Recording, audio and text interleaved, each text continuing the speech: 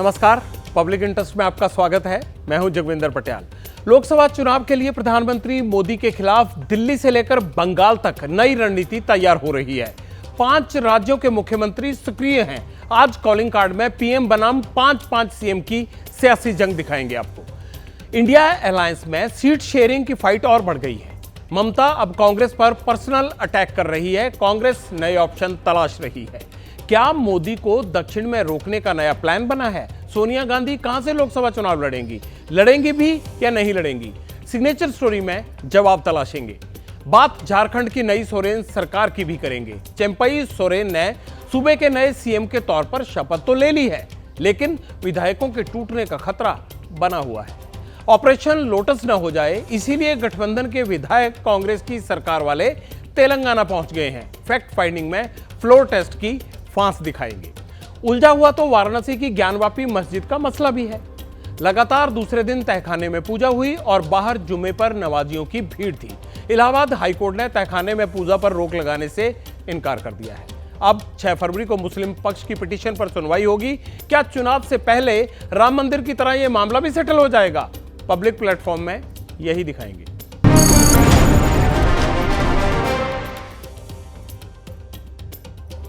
Public interest में आज उन 5 चीफ मिनिस्टर्स की बात करेंगे जो मोदी रोको मोर्चे के लिए मिशन मोड में जुटे हुए हैं। दिल्ली में अरविंद केजरीवाल ने बीजेपी के खिलाफ मोर्चा खोला। ईडी के समन और चंडीगढ़ मेयर चुनाव को लेकर उनके साथ पंजाब के सीएम भगवंत मान भी थे। 2 सीएम हो गए। कोलकाता में ममता बनर्जी ने केंद्र सरकार के खिलाफ धरना दिया। मनरेगा फंड नहीं मिलने के नाम पर झारखंड में चंपई सोरेन की सरकार बन गई। अब फ्लोर टेस्ट बाकी है। तेलंगाना के मुख्यमंत्री रेवंत रेड्डी मोदी रोको फॉर्मूले पर काम कर रहे हैं। सोनिया गांधी को अपने सूबे से चुनाव लड़ाना चाहते हैं।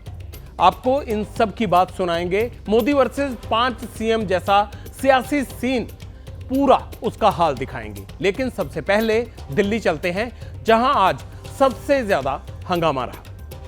भारत माता की इंकलाब।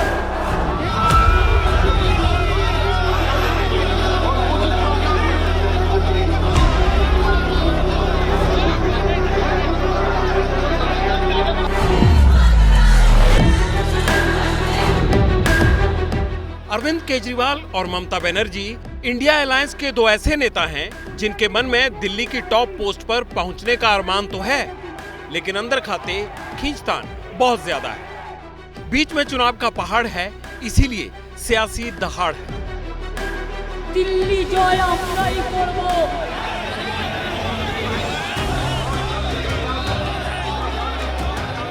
दिल्ली में केजरीवाल एक्टिव हैं, तो बंगाल में ममता ने मोदी रोको मोर्चे की तैयारी की। केजरीवाल ने चंडीगढ़ मेयर चुनाव के नाम पर बीजेपी पर वोट चुराने का इल्जाम लगाया, तो ममता बनर्जी ने कहा मोदी सरकार पक्षपात कर रही है, केंद्रीय योजनाओं का पैसा हमें नहीं दिया जा रहा। अगर ये चंडीगढ़ जैसे छोटे से चुनाव में इतनी बड़ी गड़बड़ कर सकते हैं, तो जाहिर है लोकसभा के और विधानसभा के चुनाव में तो पता नहीं कितनी बड़ी गड़बड़ करते होंगे।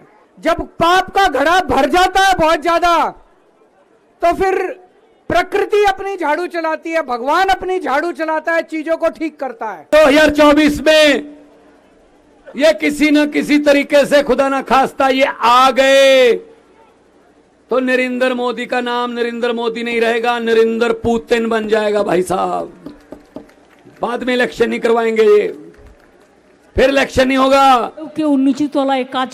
सभी एजेंसियां इनकी पार्टी ऑफिस बन गई है। मैंने बहुत पीएम देखे, ऐसा विंडिक्टिव किसी को नहीं देखा। लेकिन क्या बात सिर्फ इतनी भर है, या फिर इन मुख्यमंत्रियों के सड़क पर उतरने की वजह कुछ और भी है? इन्हें भी खंगालते हैं। पहले केजरीवाल की बात। शराब नीति घोटाले में दिल्ली के मुख्यमंत्री को ईडी ने 1-2 नहीं बल्कि 5 समन जारी किए, लेकिन केजरीवाल हाजिर नहीं हुए। आम आदमी पार्टी का कहना है कि ईडी का समन गैर कानूनी है। केंद्र सरकार का लक्ष्य अरविंद केजरीवाल को गिरफ्तार करवाना और दिल्ली सरकार को गिराना है। ऐसा नहीं होने देंगे। क्योंकि बीजेपी तो चाहती है अरविंद केजरीवाल को गिरफ्तार कर ले, इसलिए बीजेपी तो परेशान ही है। यही तो दिखाता है कि ईडी और भारतीय जनता पार्टी एक है। हर जो कोशिश जो की जा रही है दिल्ली में, वो इसीलिए की जा रही है कि अरविंद केजरीवाल की गवर्नमेंट को डिस्टेबलाइज करें, उनकी पार्टी के अंदर तोड़फोड़ किया जाए और आम आदमी पार्टी को खत्म करा जाए। सबसे बड़े लीडर जो अरविंद केजरीवाल जी के बाद माने जाते हैं, अब उन्होंने अभी बताया कि अरविंद केजरीवाल जी 1-2 दिन में मीटिंग बुलाने जा रहे हैं अपनी एमएलए की, और वहां पे वो रिजाइन करेंगे, अपनी धर्मपत्नी की को सीएम का औहदे के लिए उनको नाम रखेंगे और उसके बाद वो पेश होंगे। सवाल है, ईडी वर्सेस दिल्ली सीएम की जंग का फाइनल क्या होगा? ईडी आगे क्या करेगी और अरविंद केजरीवाल के पास ऑप्शन क्या होगा? ईडी उनके खिलाफ जमानती वारंट जारी कर सकती है या फिर सीएम आवास पर जाकर पूछताछ। ठोस सबूत होने पर या सवालों के संतोषजनक जवाब नहीं मिलने पर उन्हें गिरफ्तार कर सकते हैं। अगर गिरफ्तार हुए तो क्या सोरेन की तरह इस्तीफा देंगे? नहीं, क्योंकि झारखंड में गठबंधन के विधायक टूटने का डर है, लेकिन दिल्ली में केजरीवाल के पास प्रचंड बहुमत है। इस दौरान अरविंद केजरीवाल की ये पूरी कोशिश रहेगी कि वो जेल से ही अपने मंत्रियों से बातचीत और फाइलों पर साइन कर सरकार चलाते रहें। इसके लिए वो जनता से रायशुमारी तक कर चुके हैं। केजरीवाल के पास कोर्ट का रास्ता है, लेकिन अभी वो जनता का ध्यान चंडीगढ़ मेयर चुनाव की तरफ दिलाना चाहते हैं। इनके लिए जनतंत्र जरूरी नहीं है, केवल और केवल सत्ता के लिए ये किसी भी हद तक जा सकते हैं। जो आप वोट डाल के आते हो, आप तो सोचते हो मैंने इसको वोट डाला, लेकिन उसके बाद आपके वोट का क्या होता है कुछ नहीं पता। मशीन के अंदर आप बटन किसी का दबाते हो, वोट किसी के खाते में जाता है। दिल्ली से बंगाल चलते हैं, लौटकर ममता दीदी के धरने और उनकी सियासत पर आते हैं। विरोधी दलों को लगता है कि धरना बहाना है, दीदी को तो दिल्ली तक जाना है, इसीलिए कांग्रेस से अलग होकर चुनाव लड़ रही हैं। मैं आपके साथ हूँ। अगर आप मेरा साथ देते हैं तो मैं वादा करती हूँ कि हम दिल्ली में सरकार बनाएंगे। चुनाव के बाद हम क्षेत्रीय पार्टियों के साथ मिलकर सरकार बनाएंगे। मुंगेरी लाल के हसीन सपने, हिंदी में तो कहावत है। अब सपने देखने के लिए तो टैक्स नहीं लगता, तो जो सपने देखना चाहते हो सपने देखते रहे। वैसे आज दिल्ली में जिस मुद्दे पर सारा बवाल हुआ, जिस पीठासीन अधिकारी के इर्द गिर्द चंडीगढ़ मेयर चुनाव वाली पूरी कंट्रोवर्सी है, हमारे संवाददाता असीम बस्सी ने उनसे पूरी बात की और पूछा चंडीगढ़ मेयर चुनाव में आखिर हुआ क्या था। कहा जा रहा है कि आपने जो 8 वोट इलीगल जो उसको इनवैलिड किए गए, उन पे निशानियां लगाई और इनवैलिड किया, जो ऑपोजिशन आप पे लगा रही है। मैं जब आप इनवैलिड वोट की बात कर रहे हैं, जो आपने सवाल पूछा है, देखिए क्या है कि now this matter has been with honourable court. तो जो इनवैलिड वोट्स की आप जब बात कर रहे हैं, वो उसमें मैं ज़्यादा टिप्पणी इसलिए नहीं करना चाहूँगा क्योंकि now the matter is with the court. जब आप और कांग्रेस के पार्षद आते थे, मेरे को अभी भी याद है, अराउंड 11 बैलेट पेपर्स पे उनको छोटी छोटी कोई क्वेरीज होती थी। कोई वो कहते थे किसी पे स्पॉट है, कुछ है, तो मैंने उनके हर क्वेरी को, हर ऑब्जेक्शन को बड़े रिस्पेक्टफुली सुना और उनकी पूरी सेटिस्फेक्शन कर दिया हर क्वेरी को कि किसी को बैलेट पेपर्स में कोई इशू है। तो मुझे याद है अच्छे से, मैंने 11 बैलेट पेपर्स को चेंज किया और ये 11 बैलेट पेपर पे इशू सिर्फ आप और पार्षद को आया, बीजेपी को नहीं आया। कि जो 8 वोट आपने रिजेक्ट किए हैं, वो किन ग्राउंड्स पे किए हैं? देखिए, मैं इस पे आपके सवाल को जवाब दे रहा हूँ। बाय लॉज में, एक्ट में कुछ प्रोविजंस हैं कि वो वोट किस कंडीशन में वो इनवैलिड होंगे। अब वो इनवैलिड हुए हैं किसी भी उस बायलॉज और एक्ट की वजह से, अब वो इनवैलिड हो गए हैं और इनवैलिड वहां पर उसी एक्ट को फॉलो करते हुए हुए हैं। अब वो कोर्ट के पास विचाराधीन है ये मामला। कोर्ट इस पे अपना संज्ञान ले लेगा और इस पे जवाब दे देगा कि ये क्यों हुए हैं, ठीक हुए हैं या गलत हुए हैं। तो we our trust and we believe in our democratic system. तो वो कौन सा ग्राउंड था जो आपने अप्लाई किया उसको रिजेक्ट करने के लिए? फिर आपके सवाल का जवाब दे रहा हूं। मैंने आपको बताया कि अब जिस तरह से ये पूरा मामला ये कोर्ट में विचाराधीन है, मैं इस इनवैलिड वोट्स पर ज्यादा टिप्पणी नहीं करना चाहूंगा। वो वीडियो जो चल रहा है, ट्विटर पे भी चल रहा है, हर जगह चल रहा है, आपके ऊपर भी कैमरा लगा था सामने, वहां से एक इंप्रेशन आता है, that can be wrong also, right also. एक इंप्रेशन आता है कि आप इनिशियल करते हैं और आप कटिंग भी करते हैं। मैं बिल्कुल, देखिए, अगर बैलेट पेपर जब आता है, जब बैलेट पेपर शुरू किया गया, इशू किया गया, तब भी सिग्नेचर होते हैं और जब उसको हम रिसीव करते हैं तब भी प्रेसिडिंग ऑफिसर के सिग्नेचर होते हैं। मैंने वहाँ अपने साइन किए हैं।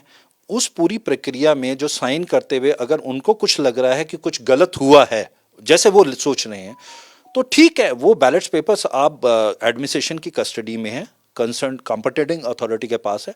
जब न्यायालय उस पर पूरा इन्वेस्टिगेशन करना चाहेगा, उसको मंगा लेगा, और उनमें अगर उनको कुछ त्रुटि पाई गई, कोई कमी पाई गई, तो न्यायालय अपना डिसीजन देगा। अब ये मैटर सुप्रीम कोर्ट में सुना जाएगा। मसीह साहब को वहां सफाई भी देनी पड़ सकती है। वैसे सफाई तो बार बार अलायंस के दूसरे नेता भी दे रहे हैं सीट शेयरिंग को लेकर। सवाल है जमीन पर अलायंस है भी या नहीं। 80 सीट वाले यूपी में कांग्रेस और समाजवादी पार्टी के बीच सीटों का बंटवारा अब भी नहीं हुआ है। अब कांग्रेस ने एक बार फिर बीएसपी के साथ गठबंधन के संकेत दे दिए हैं। महाराष्ट्र में 48 सीटों के लिए महाअघाड़ी में दरार दिखी है। वंचित बहुजन आघाड़ी के नेता प्रकाश अंबेडकर ने कह दिया, इंडिया अलायंस खत्म दिख रहा है। अंबेडकर ने कहा, समाजवादी पार्टी अलायंस की आखिरी पार्टनर थी, अब वो भी अलग जा रही है। बंगाल में ममता और कांग्रेस के बीच तनाव और बढ़ गया है। राहुल पर पर्सनल अटैक किए दीदी ने कहा, अगर कांग्रेस को ज्यादा सीट चाहिए तो यूपी राजस्थान में बीजेपी को हराएं, यहां कोई चांस नहीं है। कांग्रेस को कहा कि 300 सीटों पर लड़िए, पर नहीं माने। सबसे पहले ही बंगाल आ गए मुसलमानों को गुदगुदाने के लिए। बीजेपी हिंदू को गुदगुदी कर रही है, कांग्रेस सीपीएम मुसलमानों को। मैंने कहा 2 सीटें ले लो, कहा नहीं। मैंने कहा ले लो 42 जीतकर। यूपी में इलाहाबाद, बनारस में बीजेपी को हरा कर आओ। जाओ राजस्थान में लड़ो, बीजेपी से हार गए। जो लोग कभी चाय के दुकान पर बैठे ही नहीं, चाय बनाना नहीं आता, बीड़ी बनाना नहीं आता, बीड़ी की जगह न जाने क्या खाते पीते हैं। खाएं, हमारा क्या। अब फोटो खिंचवा रहे हैं, फोटो आपके लिए आते हैं।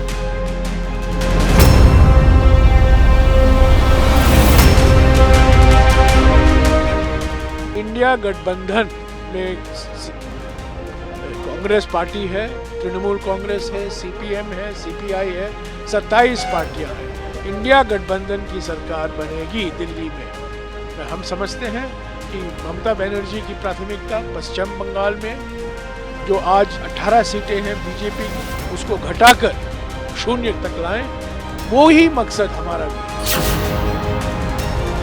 तो लड़ी रहे, हम तो 16 सीटें डिक्लेयर कर दी हैं, 2 दिन बाद और डिक्लेयर करेंगे, 3 दिन बाद फिर डिक्लेयर। कांग्रेस से बात नहीं बनी तो आप लोग छोड़ देंगे? कांग्रेस से बात बन चुकी है, क्यों आप लोग कह रहे हैं कांग्रेस बात नहीं? सब वो तो बसपा के साथ बातचीत के लिए तैयार, कोई बातचीत कर नहीं रहा है। कांग्रेस का समाजवादी पार्टी से फाइनल समझौता हो गया जी।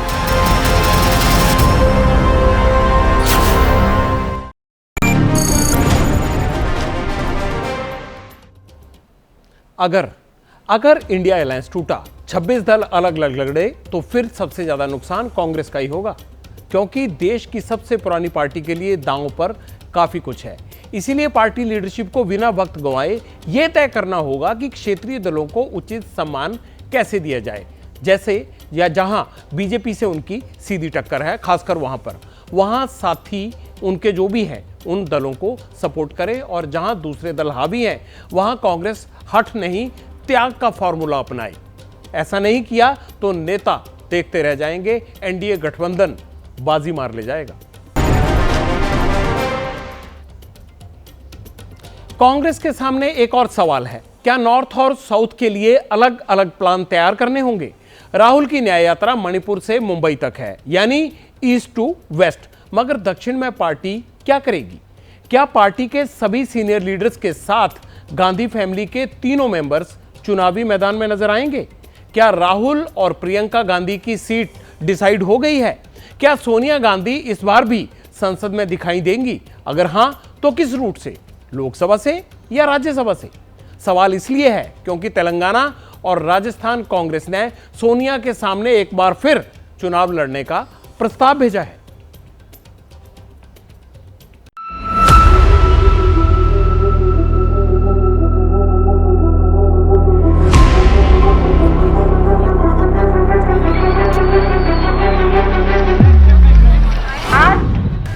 देश बिल्लारी के लोगों की तरफ देख रहा है।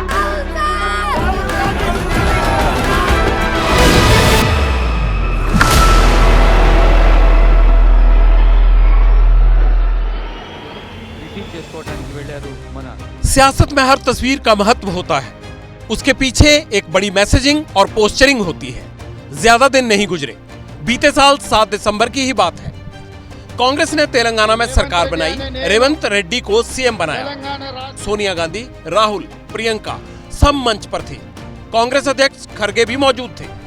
जैसे ही शपथ समारोह के समापन का ऐलान हुआ, मुख्यमंत्री रेवंत रेड्डी अपनी पत्नी का हाथ पकड़कर सोनिया के पास आए।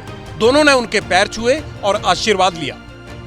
विशाल जनसैलाब के बीच मैसेज ये गया कि देश की सक्रिय राजनीति में सोनिया गांधी का रुतबा अभी कायम है। अब सवाल है कि इन तस्वीरों का आने वाले लोकसभा चुनाव से कोई लेना देना है?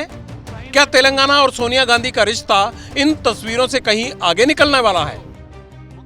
इसका पहला संकेत खुद चीफ मिनिस्टर रेवंत रेड्डी ने दिया है। तेलंगाना राष्ट्रम नुंची श्रीमती सोनिया गांधी को लेकर हमारे उप मुख्यमंत्री भट्टी विक्रमार्क पहले ही कह चुके हैं कि उन्हें तेलंगाना से चुनाव लड़ना चाहिए। किसी भी पार्टी को उनके खिलाफ उम्मीदवार नहीं खड़ा करना चाहिए। इस तरीके से ही उनका सम्मान करना सार्थक होगा। तो क्या वाकई ऐसा होने वाला है? क्या सोनिया गांधी दक्षिण से चुनाव लड़ेंगी? क्या इस बार 2 सीटों से पर्चा भर सकती हैं? क्या उनके लिए सेफ सीट तलाश ली गई है? सोनिया के साउथ में लड़ने से कांग्रेस को क्या फायदा होगा? क्या मोदी का मिशन 400+ रोकने के लिए ये रणनीति तैयार हुई है? सवाल बहुत हैं और कांग्रेस के नेता काफी कॉन्फिडेंट। मुझे लगता है कि वो बहुत परिपक्व नेता हैं, उनको पता है कि उनको आगे क्या करना है और हर इकाई चाहती हो वहां से लड़े। आप कर्नाटक वालों से पूछेगा वो भी कहेंगे, आप यूपी वालों से पूछेगा वो भी कहेंगे, आप पंजाब वालों से पूछेगा वो भी कहेंगे, क्योंकि उनकी लोकप्रियता है। असलियत ये है कि सोनिया जी हो गई या राहुल जी हो गए, ये इस देश में कहीं पर भी चुनाव लड़के जीत सकते हैं। ऐसा आप इनके विरोधियों के बारे में नहीं कह सकते हैं। ये सही है कि फैसला पार्टी की सेंट्रल लीडरशिप को करना है, लेकिन तेलंगाना कांग्रेस के नेता 2 महीने में 2 बार इस मुद्दे पर चर्चा कर चुके हैं। दिसंबर 2023 में तेलंगाना कांग्रेस की राजनीतिक मामलों की समिति ने अपने बैठक में इस संबंध में एक प्रस्ताव भी पारित किया। उन्हें मेडक, नालगोंडा या खम्मम लोकसभा सीट में से किसी एक पर चुनाव लड़ने की अपील की गई थी। मंगलवार को भी पार्टी की मीटिंग में सोनिया गांधी के तेलंगाना से चुनाव लड़ने की बात दोहराई गई। इस बार कहा गया कि तेलंगाना में राज्यसभा की 3 सीटें खाली हो रही हैं। अगर सोनिया गांधी चाहें तो 1 सीट से पार्टी को रिप्रेजेंट कर सकती हैं। लेकिन तेलंगाना कांग्रेस के नेता चाहते हैं लोकसभा चुनाव में सोनिया दिखेंगी तो फिर मैसेज काफी बड़ा और काफी दूर तक जाएगा। पूरे तेलंगाना जनता चाहते तेलंगाना का देवता, तेलंगाना गॉडेस सोनिया जी यहाँ से इलेक्शन लड़े और तेलंगाना के साथ साथ आंध्र प्रदेश, कर्नाटका और पूरे बाकी साउथ इंडिया में कांग्रेस पार्टी इसका इम्पैक्ट रहता है। एक बार सोनिया जी को जिता के हम उसका रिकॉर्ड्स बोले तो तेलंगाना मंजूर जो डिसीजन जो लिया सोनिया जी ने, उसका धन्यवाद करना चाह रहे। तेलंगाना जनता पूरा ख्वाहिश उसके मन में जो भी है वो हम रेजोल्यूशन के रूप में हाईकमांड को निवेदन किया है। साउथ की लोकसभा सीटों का समीकरण क्या कहता है और अगर कांग्रेस ये दांव खेल गई तो क्या मोदी के रथ को दक्षिण में रोका जा सकेगा? ये समझाना आपको बेहद जरूरी है। तेलंगाना, आंध्र, कर्नाटक, तमिलनाडु, पुडुचेरी, केरल, लक्षद्वीप और अंडमान निकोबार को मिला लें तो तकरीबन दक्षिण की 132 लोकसभा सीटें बनती हैं। यहां से 2019 में बीजेपी गठबंधन को इनमें से 31 सीटों पर जीत हासिल हुई थी, जबकि कांग्रेस अलायंस को 65 सीटें मिली थी। केरल में कांग्रेस का प्रदर्शन शानदार था, 20 में से 19 सीटें जीती थी, जबकि अन्य के पास 36 सीटें थी। ये वो दल हैं जो ना एनडीए का हिस्सा थे ना यूपीए का हिस्सा थे, जैसे जगन की वाईएसआर हो गई या फिर आप ये कह सकते हैं कि केसीआर की बीआरएस हो गई। हमारी जानकारी के मुताबिक तेलंगाना कांग्रेस की तरफ से प्रियंका गांधी को भी चुनाव लड़ने का न्योता दिया गया है, मगर अभी तक कोई रिस्पांस नहीं मिला है। इस बीच बीजेपी ने सोनिया गांधी के साउथ मिशन पर सवाल उठा दिए। सोनिया जी रायबरेली से लड़ी, राहुल गांधी जी मेठी से जीत नहीं पाए। अगर सोनिया जी का वहां लड़ने का फायदा राहुल जी को नहीं हुआ तो अब दक्षिण भारत में क्या फायदा देते जा रहे हैं? तेलंगाना से लड़ने की बात हो रही है। बात तो ये है कि अब गांधी परिवार को और कांग्रेस पार्टी को देश के सबसे बड़े राज्य जहां पे 80 सीटें उत्तर प्रदेश, वहां पे भी 1 सीट आती नहीं दिख रही। वो वहां से भी बोरिया बिस्तरा समेटकर एक केरला चले गया अब दूसरे कहीं और जाने की तैयारी कर रहे होंगे। ये तो अपने आप में दिखाता है कि उत्तर प्रदेश में भी इस बार 80/80। खैर, नेता कुछ भी कहें, लेकिन बीजेपी अपनी कमजोर कड़ी जानती है और हर कीमत पर साउथ वाली इस इक्वेशन को बदलना चाहती है। इसीलिए मोदी दक्षिण में पार्टी को मजबूत करने के लिए जमकर कोशिश कर रहे हैं। अब ऐसे में अगर सोनिया राहुल की तरह साउथ में चुनावी मैदान में उतरती हैं, तो फिर उत्तर में कमजोर दिख रहे इंडिया अलायंस में ज्यादा जान फूंक सकती हैं। पार्टी नए तेवर और कलेवर के साथ अपने साथियों के साथ चुनावी मैदान में उतरेगी। कम से कम कांग्रेस की तो यही सोच है। और फिर इतना भी तय है कि दक्षिण में सोनिया को उतनी बड़ी चुनौती नहीं मिलेगी जितनी उत्तर भारत की सीटों पर बीजेपी से मिल सकती है।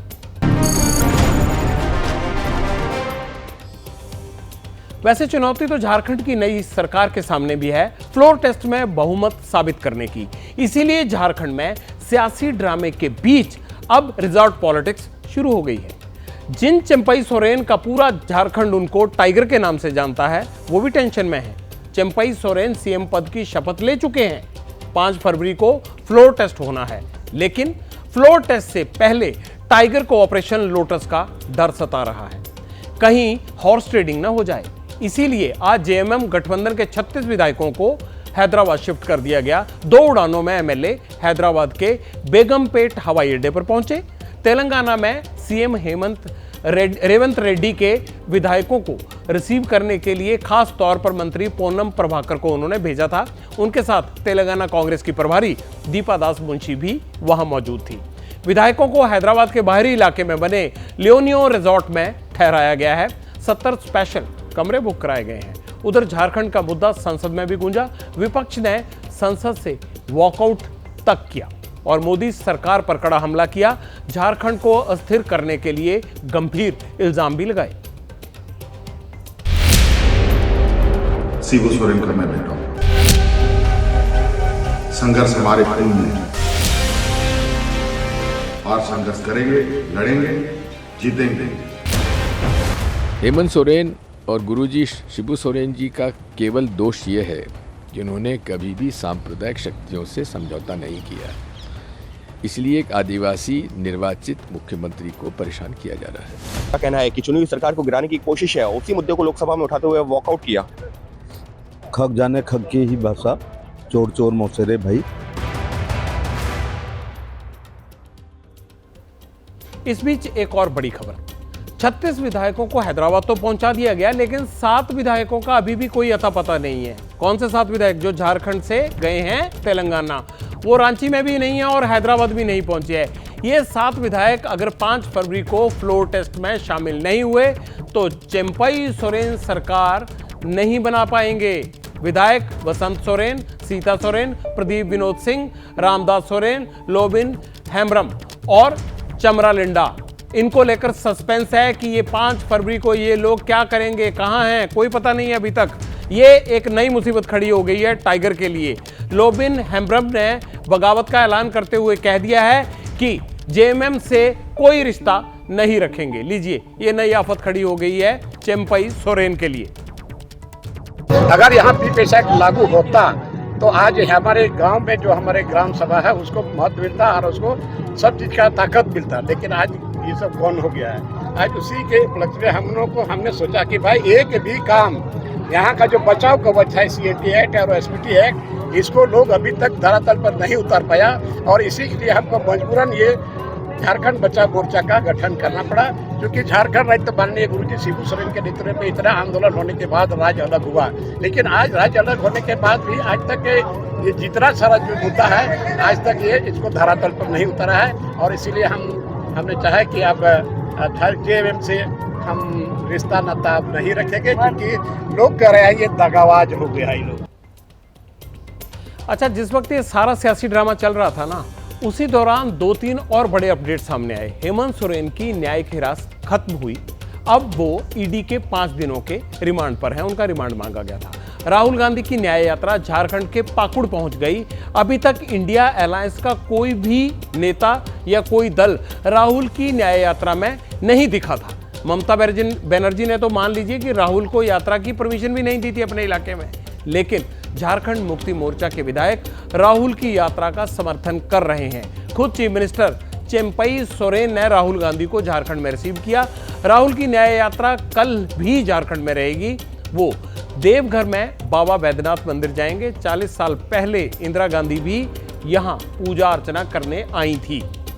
इस बीच राहुल गांधी ने एक बार फिर न्याय यात्रा के बहाने मोदी सरकार पर तीखा हमला किया।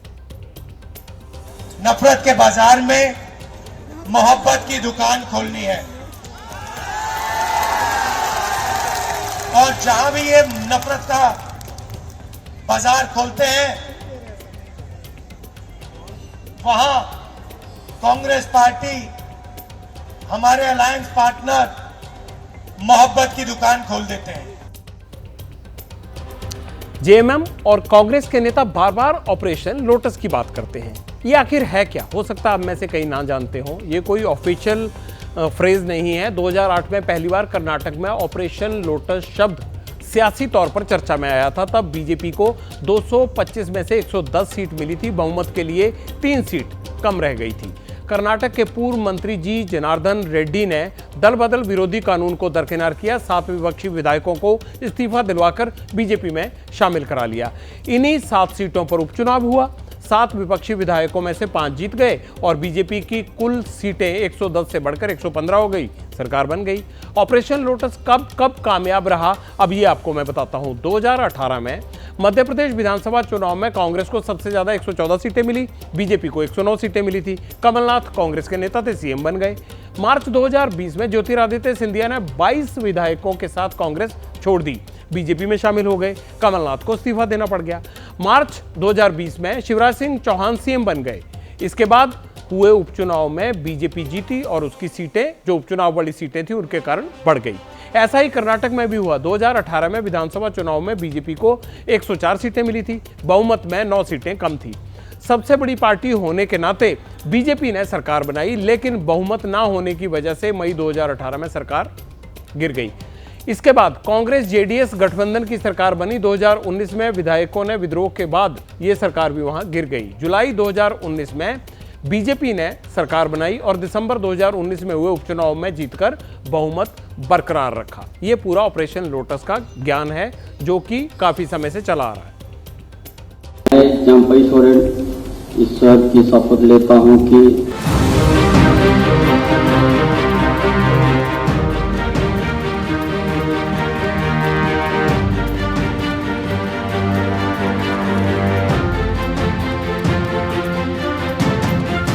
डरा के, धमका के या किसी भी तरह से ब्लैकमेल करके लोगों को अपनी तरफ करने की जो कवायद है, तो इसमें कोई सफल ना हो जाए इसलिए भेजा गया है।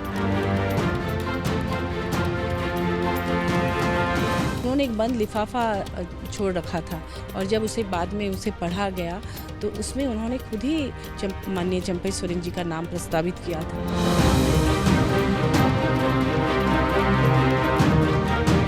विधायक उनके साथ नहीं है। हमको तो लगा तभी तो वो यहाँ से वहाँ ले गया है लोगों को, नहीं तो क्यों ले जाएगा, हमको समझाइए ना। देखिए उनके अंदर में जिस प्रकार के भय का माहौल है, ये हमारे समझ से भी परे है।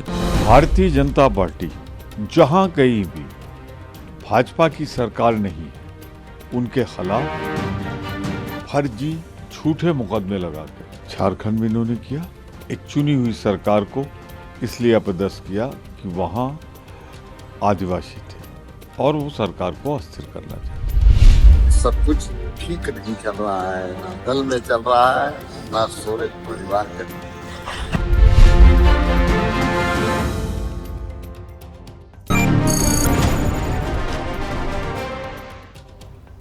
एक और आपको बात बताना बहुत जरूरी है। ऑपरेशन लोटस बीजेपी का कोई अभियान नहीं है। विपक्ष बीजेपी की इस कवायद को ऑपरेशन लोटस कहता है, हम नहीं कह रहे।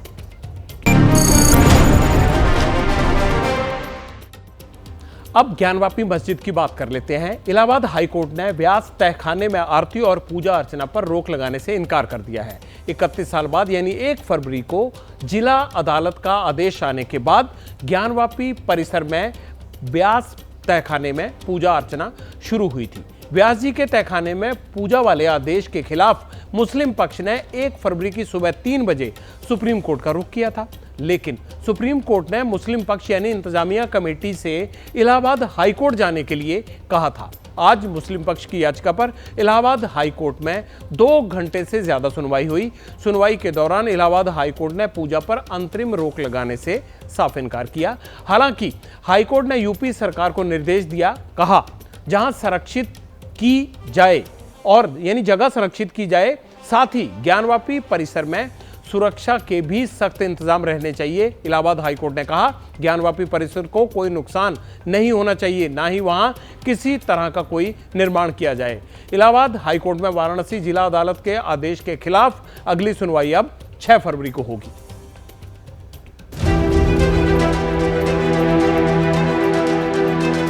कोर्ट चले गए, सुप्रीम कोर्ट ने कहा कि आप हाई कोर्ट जाइए। हाई कोर्ट में इन्होंने कल जो है दाखिल किया था और आज जो है इस पर सुनवाई चल रही थी।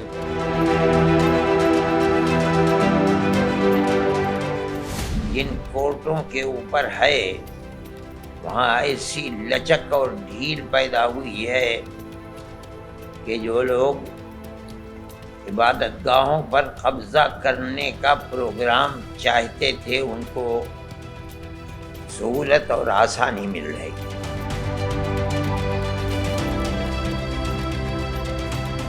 21 साल के बाद ये हम लोग को खुशी नसीब हुई, ये हम लोग का दरवाजा है सीढ़ी चढ़ने के लिए, और ये जरूरी था खुलने के लिए।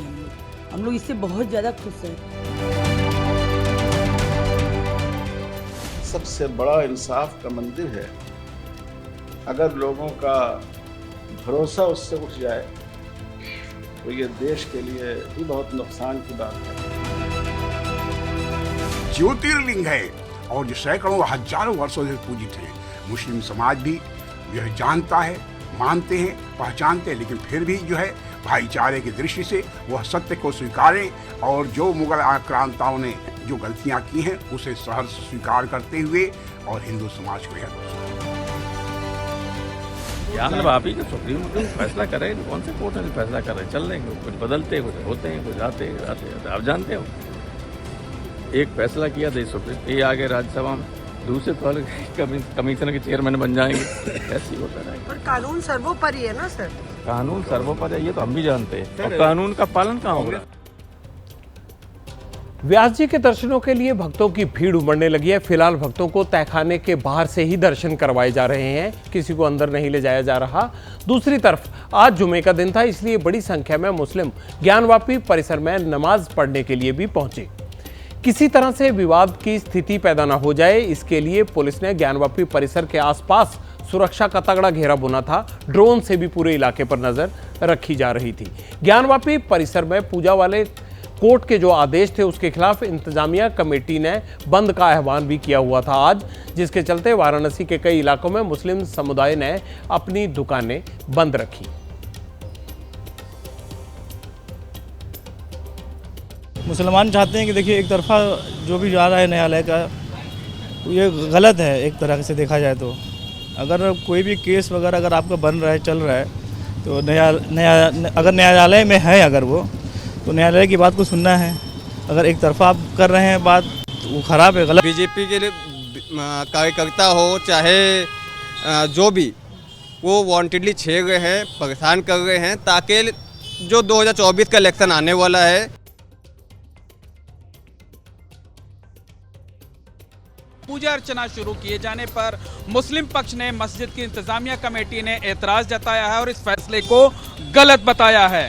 मस्जिद की इंतजामिया कमेटी ने आज जुमे के दिन बंद का आह्वान किया है। मस्जिद कमेटी के बंद के आह्वान का मुस्लिम इलाकों में जबरदस्त असर देखने को मिल रहा है। ज्ञानवापी इलाके के आसपास जो भी मुस्लिम बस्तियां हैं वहां बाजार पूरी तरीके से बंद है। मुस्लिम समुदाय के लोगों ने एक एक दुकानें बंद कर रखी हैं। बंदी की वजह से वाराणसी के मुस्लिम इलाकों की जो गलियां भीड़ से गुलजार रहती थी, आज वहां आम दिनों की तरह उतनी चहल पहल नहीं है। तो बाजार पूरी तरीके से बंद है, लेकिन सुरक्षा के पुख्ता इंतजाम किए गए हैं। आप सोच रहे होंगे आज की सुनवाई में पेच आखिर कहां फंसा। मुस्लिम पक्ष 17 जनवरी 2024 के आदेश को चुनौती देने की बजाय ज्ञानवापी में पूजा रोकने की मांग करने हाई कोर्ट पहुंच गया। बेंच ने मुस्लिम पक्ष के वकील सैयद फरमान अहमद नकवी से पूछा, आपने 17 जनवरी वाले डीएम को रिसीवर नियुक्त करने के बेसिक आदेश को चुनौती क्यों नहीं दी? कोर्ट ने कहा जब तक 17 जनवरी वाले आदेश को चुनौती नहीं दी जाती है तब तक कुछ नहीं हो सकता। कोर्ट ने मुस्लिम पक्ष को अपना आवेदन संशोधित करने के आदेश दिए, लेकिन ओवैसी इस मामले को सीधा केंद्र सरकार से जोड़ रहे हैं। नरेंद्र मोदी इस मुल्क में तारीख लिखना चाहते हैं। क्या तारीख लिखना चाहते हैं? कि मैंने इस देश को, गांधी अंबेडकर के देश को मैंने हिंदू राष्ट्र बना दिया।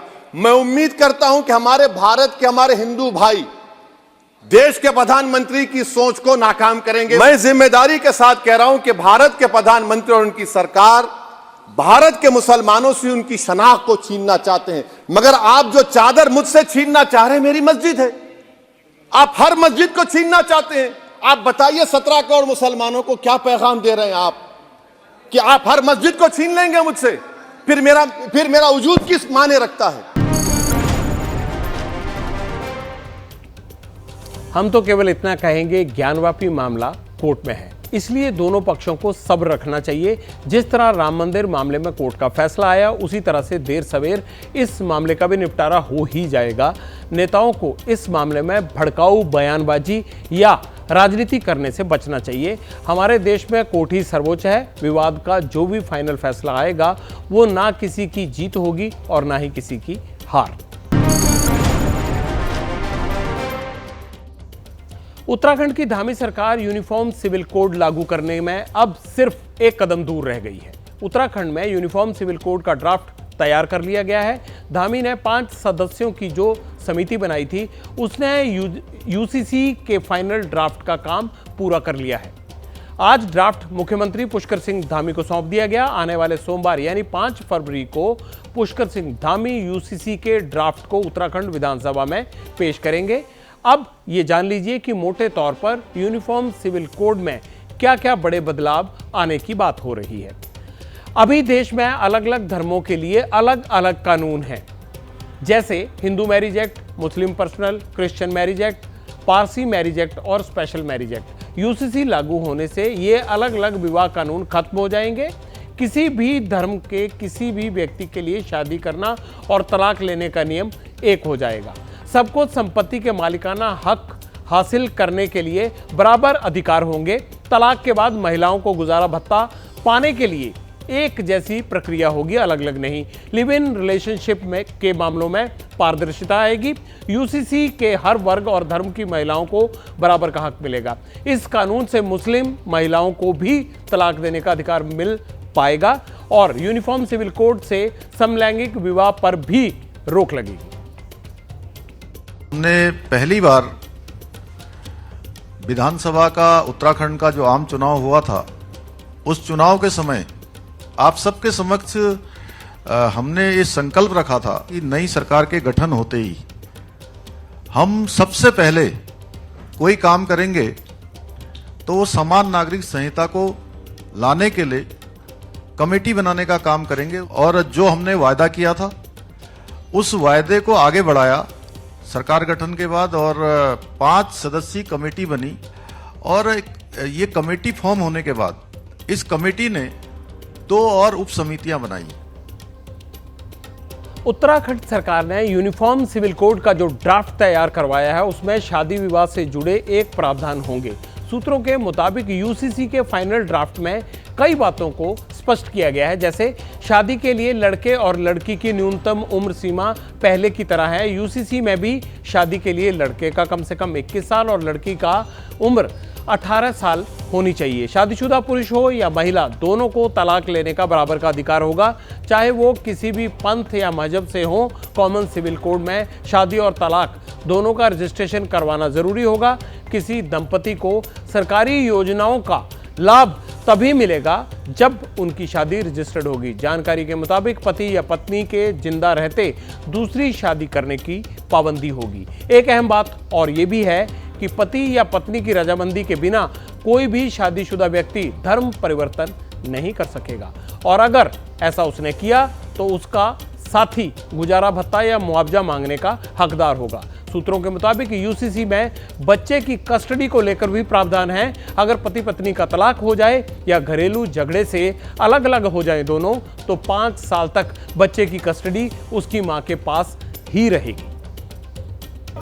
जो ब्रिटिश काल में कानून बनाए गए थे महिला पुरुष में भेदभाव करने वाले, वो कानून नलीफाई हो जाएंगे, वो कानून खत्म हो जाएंगे। 1872 का जो क्रिश्चियन मैरिज एक्ट है, जो बेटे और बेटी के अंदर भेदभाव करता है, वो ठीक अब करेक्ट हो जाएगा। 1936 का जो पारसी मैरिज एक्ट है, वो जो बेटे और बेटी के बीच में भेदभाव करता है, वो भी ठीक हो जाएगा। 1937 का जो शरीयत एक्ट है, जो मुस्लिम बेटियों को कोई अधिकार नहीं देता है, वो भी ठीक हो जाएगा। तो इस उत्तराखंड सिविल कोड आने के बाद जितनी मुगल कालीन कुरीतियां हैं या ब्रिटिश कालीन कुरीतियां हैं, वो खत्म हो जाएंगी और भारत की संस्कृति के अनुरूप हमारी सभी बेटियों को एक समान एक अधिकार मिल जाएगा।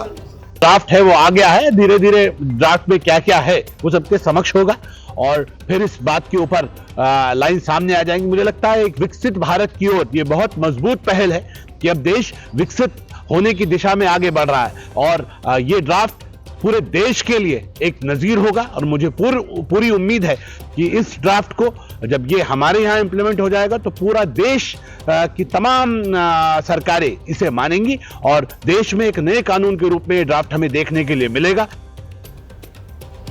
5 सदस्यों की कमेटी ने उत्तराखंड के लिए यूनिफॉर्म सिविल कोड का जो ड्राफ्ट बनाया है, उसमें संपत्ति के अधिकार को लेकर बड़ी सिफारिश की है। यूसीसी में किसी भी वर्ग के व्यक्ति की प्रॉपर्टी पर उसका बेटा हो या बेटी, दोनों का बराबर हकदार होगा, उनका बराबर का हक होगा। बच्चा अगर लिव इन रिलेशन या शादी से बाहर बने संबंधों से जन्मा है, वो भी प्रॉपर्टी में बराबर का हकदार होगा।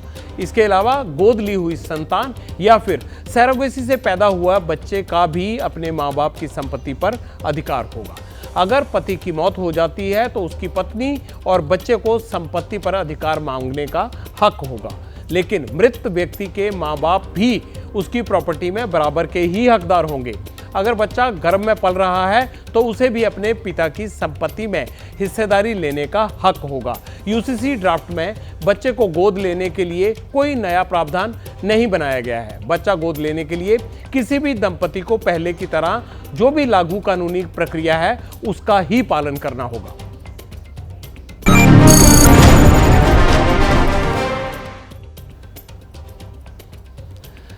बगैर शादी या निकाह हुए किसी महिला या पुरुष या एक साथ पति पत्नी एक साथ रह रहे हैं यानी लिव इन रिलेशन में रह रहे हैं, तो देश में कई बार बड़ी बहस शुरू हो जाती है और इस व्यवस्था को लेकर किसी तरह की परेशानियां होती हैं। लेकिन देश की सबसे बड़ी अदालत यानी सुप्रीम कोर्ट कई अहम फैसले भी इस पर दे चुकी है। सूत्रों से मिली खबर के मुताबिक यूनिफॉर्म सिविल कोड के ड्राफ्ट में लिव इन रिलेशनशिप को लेकर भी कमेटी ने कई सिफारिशें की हैं। यूसीसी ड्राफ्ट में लिव इन रिलेशन को साफ साफ परिभाषित किया गया है कि एक व्यस्त महिला और पुरुष भी लिव इन रिलेशन में यानी एक साथ संबंध में रह सकते हैं, लेकिन उन्हें अपने इस रिलेशनशिप का पंजीकरण करवाना जरूरी होगा। रजिस्ट्रेशन करवाने के लिए बाद रजिस्टर की तरफ से उस जोड़े को पंजीकरण की रसीद मिलेगी। उस रसीद के जरिए लिव इन कपल को किराए का घर या फ्लैट लेने में आसानी होगी। रजिस्ट्रार लड़के और लड़की दोनों के माँ बाप को उनके इस संबंध की जानकारी देगा। इस रिलेशन में पैदा हुई संतान उस जोड़े का अपना बच्चा माना जाएगा, जिसे संतान होने के सभी अधिकार मिलेंगे। इतना ही नहीं, लिव इन संबंध खत्म होने पर भी लड़का लड़की दोनों को संबंध तोड़ने का रजिस्ट्रेशन कराना होगा। ऐसा नहीं करने पर 6 महीने की जेल, 25,000 रुपए तक का जुर्माना या फिर दोनों हो सकते हैं।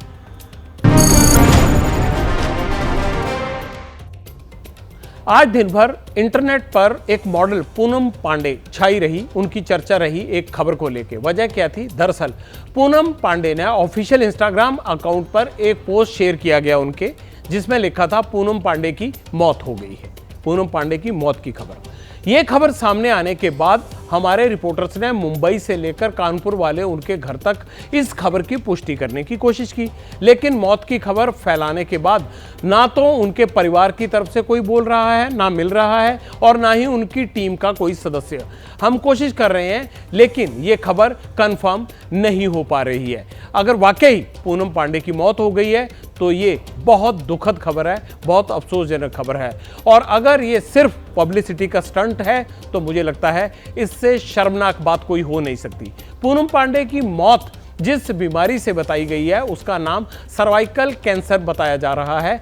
आज बात इस बीमारी पर जरूर कर लेते हैं, क्योंकि इस मौत की खबर के बहाने ही हमें सर्वाइकल कैंसर गर्भाशय ग्रीवा सर्विक्स में होता है, इस पर बात करने का मौका मिल गया। सर्वाइकल कैंसर में 99% मामले HPV संक्रमण से जुड़े होते हैं। HPV संक्रमण यौन संपर्कों से फैलता है।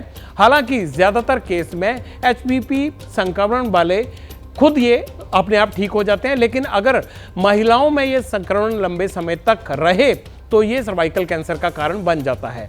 साल 2018 में दुनिया भर की 5,70,000 से ज़्यादा महिलाओं में सर्वाइकल कैंसर की पुष्टि हुई थी। 3 लाख से ज़्यादा महिलाओं की सर्वाइकल कैंसर के चलते मौत भी हो चुकी है। कोई भी महिला अगर अपने मेंस्ट्रुअल साइकिल के बीच में स्पॉटिंग या फिर ब्लीडिंग देखती हैं, it's one of the most बहुत इंपॉर्टेंट सिम्टम है। अगर इंटरकोर्स के बाद उनको ब्लीडिंग दिखता है, ये बहुत ही टेल एग्जाम्पल हम लोग कहते हैं, टेल सिम्टम कहते हैं, या फिर बहुत ही इंपॉर्टेंट सिम्टम है सर्वाइकल कैंसर का। बदबूदार पानी आना बहुत दिनों तक और खुद ब खुद उसका निजात नहीं हो पाना, ये कुछ बहुत स्पेसिफिक सिम्टम्स है सर्वाइकल कैंसर के, जो सर्वाइकल कैंसर बहुत अर्ली स्टेज से ही देना शुरू करता है। तो ये सारे सिम्टम्स अगर एक फीमेल अपने रोज़ के लाइफ में देखने की कोशिश करे तो हो सकता है उनमें हम इस कैंसर को बहुत अर्ली डिटेक्ट कर सकते हैं। इस बीमारी से राहत देने के लिए वैसे एक इंजेक्शन मुफ्त में देने की बात बजट में भी हुई थी। खैर, वो जब आएगा तब भी आपको इस बीमारी के बारे में अपडेट करते रहेंगे और कैसे इससे इलाज पाना है। पेटीएम की बात कर लेते हैं। कल हमने आपको पेटीएम की खबर दिखाई थी। रिजर्व बैंक की पाबंदी के बाद पेटीएम को दोहरा झटका लगा है। बैंकिंग सर्विसेज पर रोक लगने के बाद घाटा तो हो ही रहा है, शेयर मार्केट में भी पेटीएम लगातार हिचकोले खा रहा है।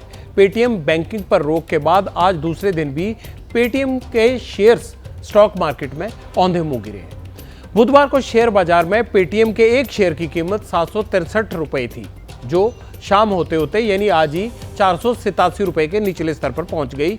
यानी 2 दिनों में 276 रुपए के हिसाब से प्रति शेयर नुकसान हुआ है या कंपनी का शेयर टूट गया है, जिससे पेटीएम के निवेशकों को भी भारी नुकसान हो रहा है।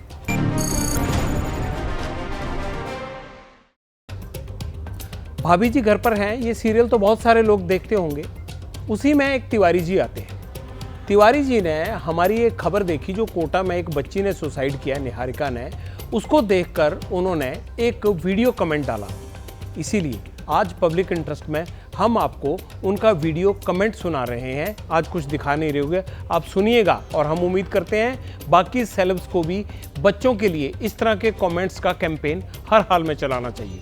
तिवारी जी का वीडियो सुनिए। मेरे को अचानक से मैं अभी वो देख रहा था, वो अपना जोगिंदर पटियाल साहब का पब्लिक इंटरेस्ट, उसमें निहारिका के बारे में दिखा रहे थे, तो मैं बड़ा विचलित हो गया यार। मैंने कहा यार बच्चे, इतना प्रेशर आपके ऊपर, वाई, किस लिए? मौत तो कोई हल नहीं है ना। होप, आशा और आपकी किस्मत में जो लिखा है वो कोई माई का लाल नहीं बदल सकता बेटा। इसलिए हमारे जितने भी हमारे बच्चे हैं वो अपने आप को बहुत अंदर से सशक्त रखे, बहुत मतलब सुकून के साथ अपना एग्जाम दे। और जितने भी माँ बाप हैं जो उनको प्रेशर देते हैं, प्लीज मत दें। उम्मीद है तिवारी जी की बात सभी माँ बाप भी सुनेंगे, और हमारी तो सुन ही लेते हैं आप, तो मत कीजिए बच्चों को इस तरह परेशान, दबाव मत बनाइए। अब मेरे जाने का वक्त हो गया है। खबरों का सिलसिला एबीपी न्यूज़ पर यूं ही जारी है, लेकिन आपसे अब पब्लिक इंटरेस्ट में मुलाकात होगी कब? सोमवार को रात 9 बजे। शुभ रात्रि।